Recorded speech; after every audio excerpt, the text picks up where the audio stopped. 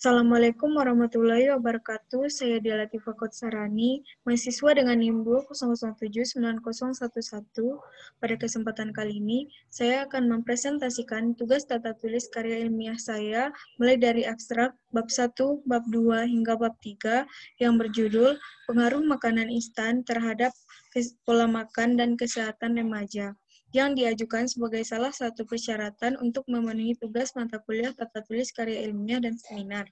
Dengan dosen pengampunya yang pertama Ibu Dr. Insinyur Ani Farida MSI serta Ibu Sari Mustika SPT MSI, yang disusun oleh saya sendiri selaku mahasiswa program studi Diploma 3 Tata Boga, jurusan Ilmu Kesejahteraan Keluarga, Fakultas Pariwisata dan Perhotelan, Universitas Negeri Padang, BP 2020.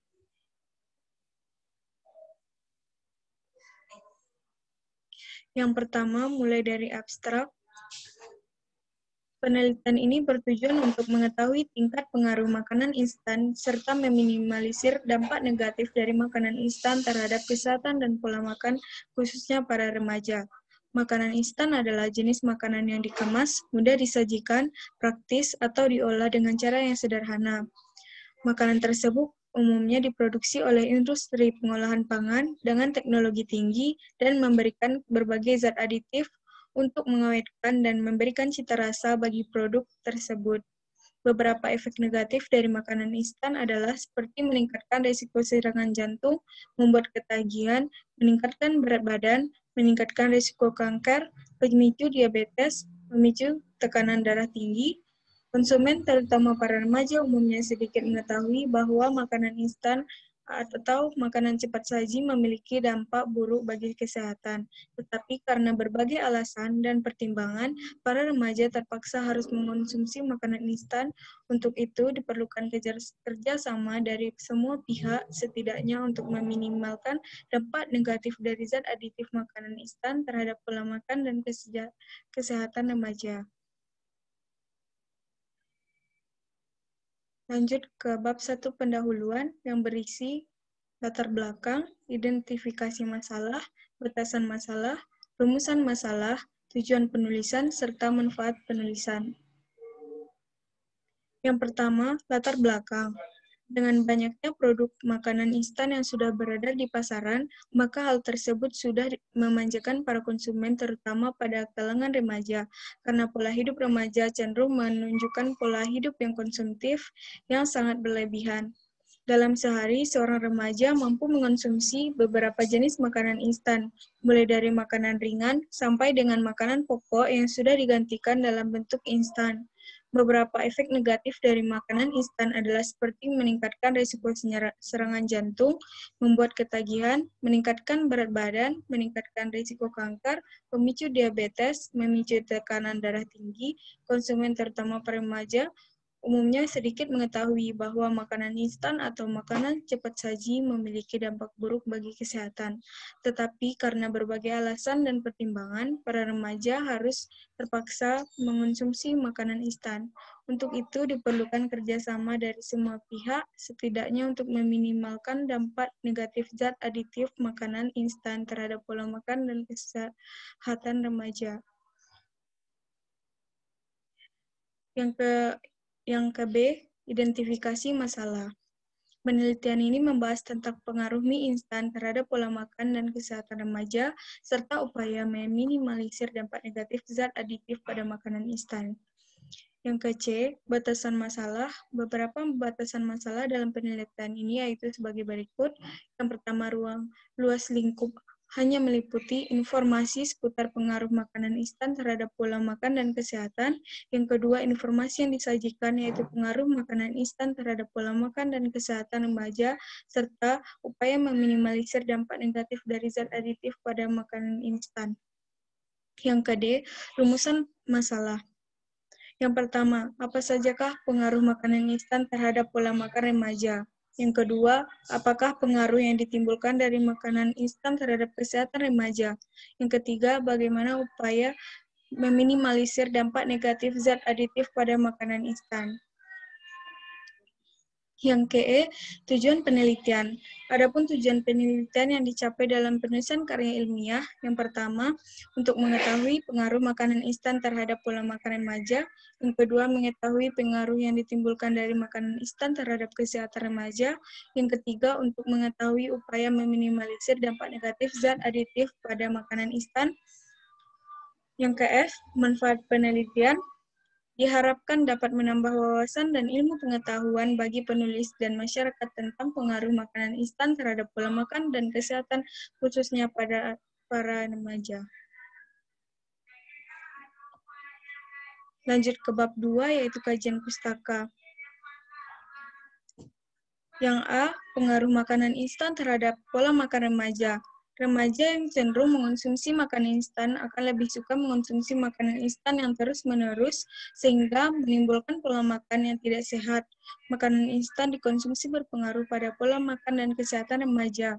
Pengaruh yang paling umum disebabkan oleh zat kimia yang terkandung dalam makanan tersebut.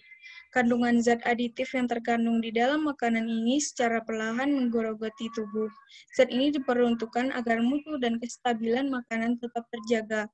Zat yang sangat sering digunakan adalah penyedap rasa, pengawet seperti BHA, kanitrit, anti-kempal, pematang tepung, dan sekusteran, serta masih banyak kandungan kimia yang terkandung di dalam makanan instan.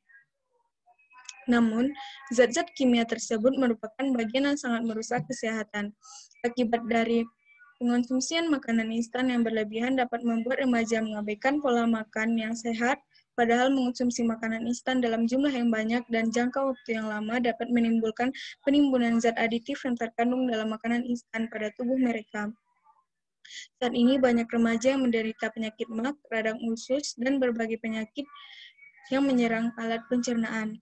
Hal ini tentu tidak lepas dari kebiasaan mereka mengonsumsi makanan instan. Yang ke-B, pengaruh makanan instan terhadap kesehatan remaja.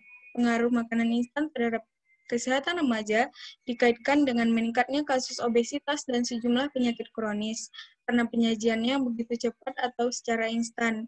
Makanan instan cenderung mempunyai kandungan kalori dan gizi yang tidak baik bagi kesehatan dan dapat merusak zat di dalam tubuh. Berikut ini terdapat beberapa pengaruh buruk yang ditimbulkan dari makanan instan bagi kesehatan tubuh.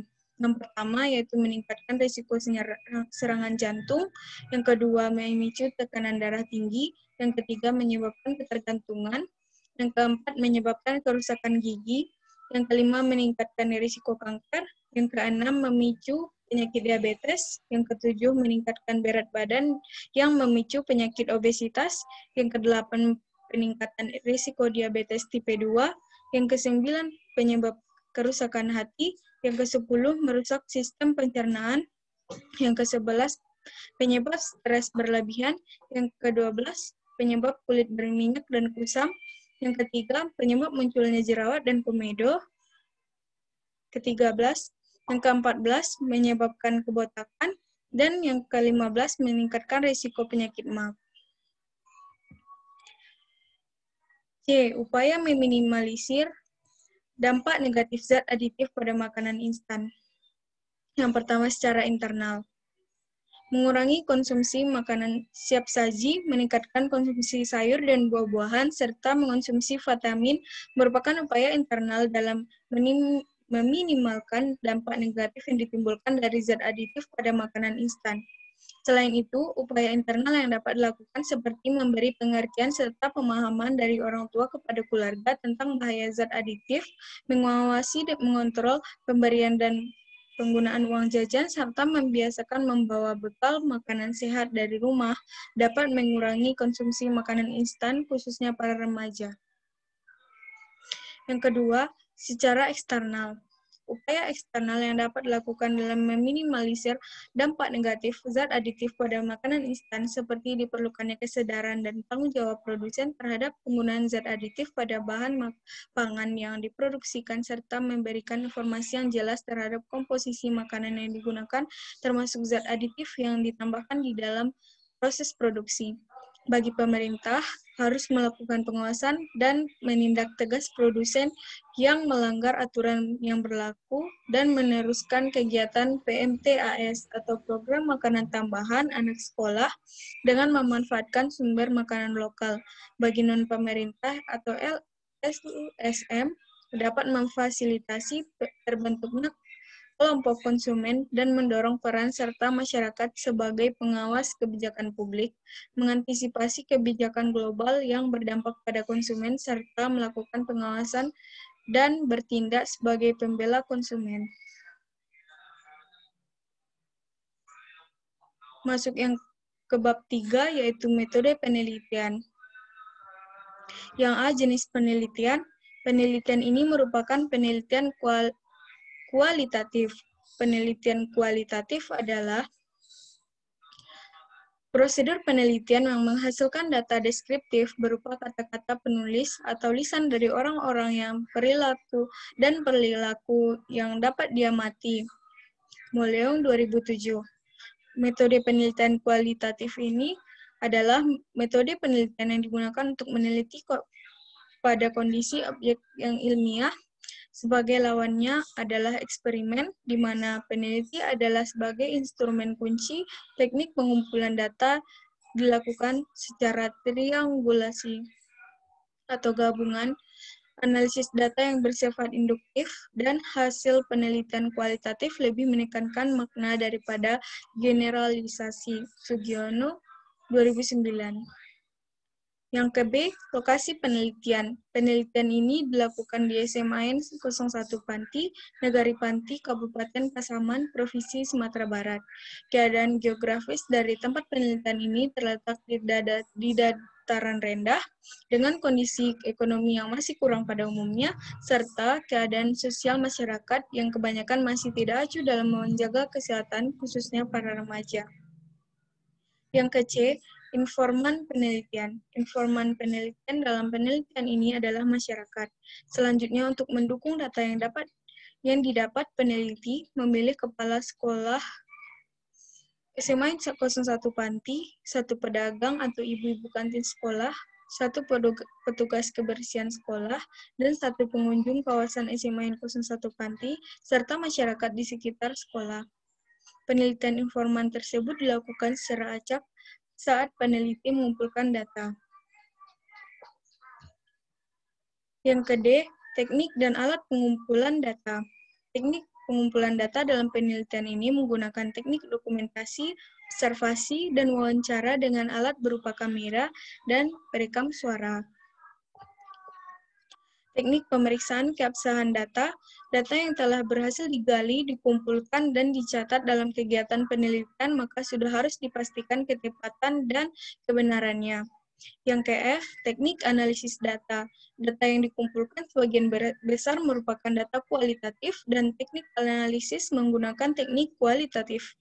Teknik ini dipilih peneliti untuk menghasilkan data kualitatif, yaitu data yang tidak bisa dikategorikan secara statistik.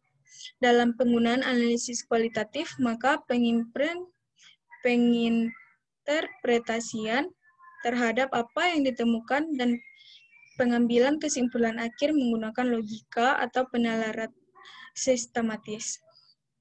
Yang pertama, reduksi data. Dengan mereduksi data akan memberikan gambaran yang lebih jelas dan mempermudah peneliti untuk melakukan pengumpulan data selanjutnya. Yang kedua, penyajian data. Sajian data selain dalam bentuk narasi kalimat juga dapat meliputi berbagai jenis matriks, gambar, atau skema, jaringan kerja, kaitan kegiatan, dan juga tabel sebagai pendukung narasinya. Yang ketiga, penarikan kesimpulan. Kesimpulan perlu diverifikasi agar cukup mantap dan benar-benar bisa dipertanggungjawabkan. Oleh karena itu, perlu dilakukan aktivitas pengulangan untuk tujuan pemantapan, penelusuran data kembali dengan cepat, mungkin sebagai akibat pikiran kedua yang akan timbul melintas pada peneliti pada waktu menulis sajian data. Sekianlah presentasi dari saya.